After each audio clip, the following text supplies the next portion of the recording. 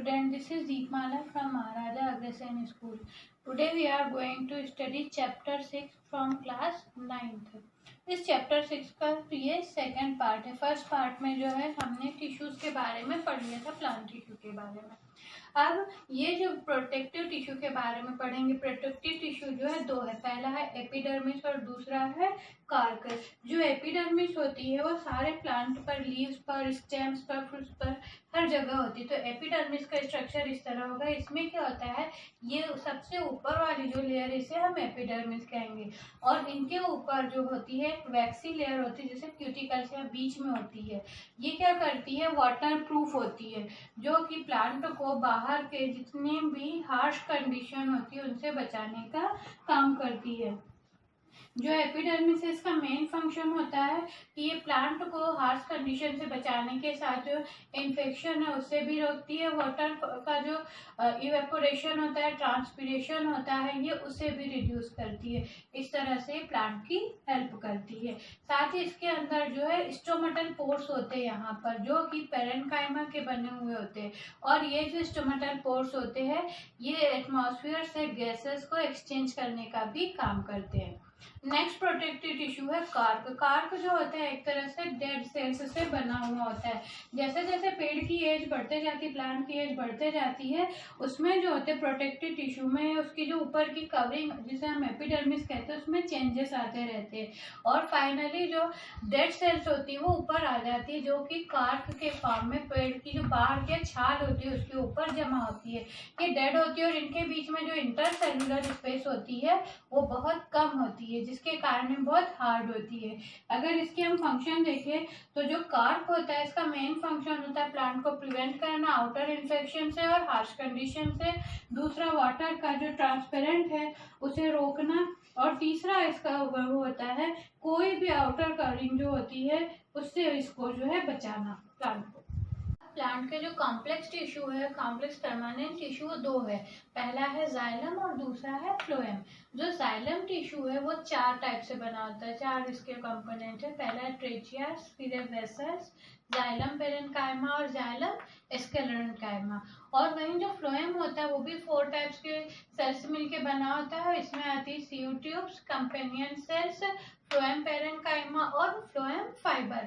जो जाइलम होता है इसमें वेसल्स और जो ट्रेचियार्स होते हैं वो लिग्निफाइड सेल्स के बने होते हैं। लिग्निफाइड सेल्स के बने होने के कारण ये हार्ड होते हैं और होलो होते हैं, जिसके कारण इनमें वाटर आसानी से फ्लो हो जाता है। इससे पता चलता है कि जो जाइलम टिश्यू है वो वाटर फ्लो करने के लिए बना होता है। दूसरी बात, जो जाइलम होता है इनमें जो सब्सटेंस है उनका फ्लो जो है वो यूनिडायरेक्शनल होता है, मतलब एक ही डायरेक्शन में होता है। इसके अलावा जो जाइलम है इसमें जाइलम पेरेन्काइमा को छोड़ के बाकी के जो तीनों कंपोनेंट होते हैं वो डेड सेल्स से बने होते हैं।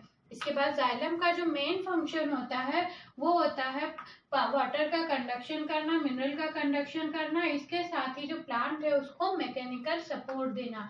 वहीं अभी जो फ्लोएम है, फ्लोएम के फोर जो कंपोनेंट है सारी की सारी लिविंग सेल्स होती है। फ्लोएम का मेन फंक्शन होता है ये जो फोटोसिंथेसिस के दौरान फूड बनता है उस फूड को प्लांट के अदर पार्ट्स में ट्रांसफर करता है। फ्लोएम में जो मटेरियल्स है उनका जो आवागमन है या उनका जो ट्रांसपोर्टेशन है वो दोनों डायरेक्शन में होता है। इसके अलावा जो फ्लोएम है वो जो है मैकेनिकल सपोर्ट देने का भी काम करता है प्लांट को। प्लांट टिश्यू के बाद नेक्स्ट है एनिमल टिश्यू। एनिमल टिश्यू में पहला है एपिथेलियल टिश्यू, सेकंड है मस्कुलर टिश्यू, थर्ड है कनेक्टिव टिश्यू और फोर्थ है नर्वस टिश्यू। एपिथेलियल टिश्यू जो 4 टाइप्स के है, स्क्वेमस, क्यूबॉइडिकल, कॉलमनर और सिलिटेट। वहीं मस्कुलर टिश्यू जो है 3 टाइप के होंगे, स्ट्रेटेड, फिर ये मस्कुलर और फिर है तीसरा कार्डियक। और फिर उसके बाद कनेक्टिव टिश्यू जो है उसमें आएगा सबसे पहले एरोलर, उसके बाद एडिपोज, तीसरा स्केलेटल और फोर्थ है फ्लूइड। और नर्वस टिश्यू में आती है न्यूरॉन्स या नर्व्स। अब हमारे पास एपिथेलियल टिश्यू में सबसे पहले है squamous epithelial tissue. Squamous epithelial tissue जो होता है ये चपटा, पतला और जो है इरेगुलर शेप्स के टिश्यू होते हैं। ये उसी तरीके से फिट होते हैं एक दूसरे के साथ जैसे कि हमारे फ्लोर पर टाइल्स फिट होती है। ये जो टिश्यू है ये हमारे मुंह की, हमारे फूड पाइप की, नाक की, या तो फिर एल्वियली ले लो, इन सब की जो आउटर लाइनिंग होती है, कवरिंग होती है, उसमें होता है। इसके अलावा ये हमारे जो ब्लड वेसल्स है उनकी आउटर कवरिंग भी जो है इसकी स्क्वेमस एपिथेलियम टिश्यू की बनी हुई होती है। स्क्वेमस एपिथेलियल टिश्यू के मेन फंक्शन में आ जाता है हमारी बॉडी पार्ट को इंजरी और जर्म एंट्री से बचाता है। इसके अलावा हमारे जो बॉडी के पार्ट्स है, इनर पार्ट्स जो है, उनको सूखने से या ड्राइंग होने से भी बचाता है। जो है एपिथेलियल टिश्यू में सेकंड आता है क्यूबॉइडल एपिथेलियल टिश्यू। जो क्यूबॉइडल एपिथेलियल टिश्यू होते हैं इनकी जो संरचना होती है क्यूब लाइक बॉडी होती है इनकी, इसलिए इन्हें क्यूबॉइडिकल एपिथेलियल टिश्यू कहते हैं।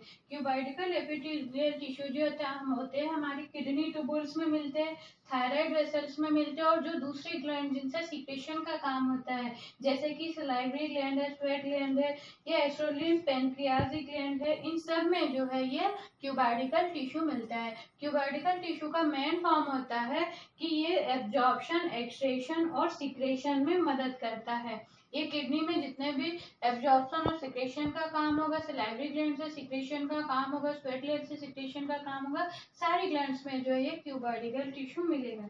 इसके अलावा ये हमारी बॉडी को जो है पार्ट को जो है मैकेनिकल सपोर्ट भी देता है। इसके बाद नेक्स्ट आता है कॉलमनर टिश्यू। ये जो कॉलमनर टिश्यू है इसकी जो संरचना है, बनावट है, ऐसी कॉलम्स के जैसी होती है।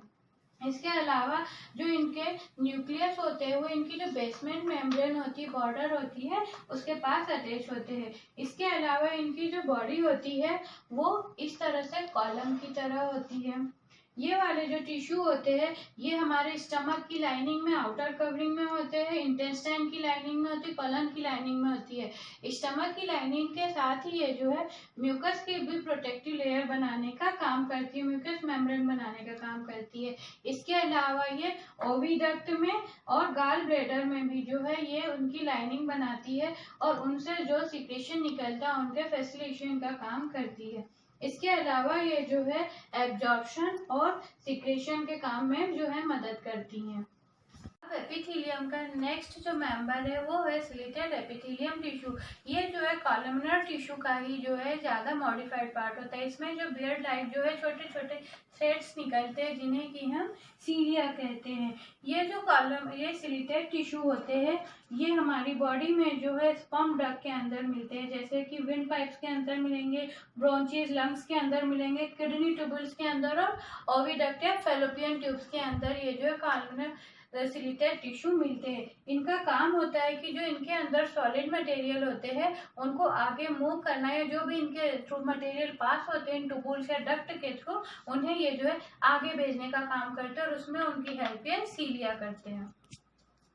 अब हमारे पास नेक्स्ट टिश्यू एनिमल टिश्यू में आते हैं मसल्स टिश्यू। मसल्स टिश्यू जो है हमारी बॉडी के मूवमेंट का काम करते हैं। हमारे हाथ पैरों के चलने का जो रोटेशन होता है, हम चल सकते हैं, किसी चीज को अगर हम पकड़ते हैं, हमारी मसल्स को रिलैक्स करते हैं, कॉन्ट्रैक्ट करते हैं, तो वो सारे काम जो होते हैं इन 3 मसल्स टिश्यू के थ्रू ही होते हैं। यह है स्ट्रेटेड मसल्स, फिर है स्मूथ मसल्स और थर्ड है इसमें कार्डियक मसल्स।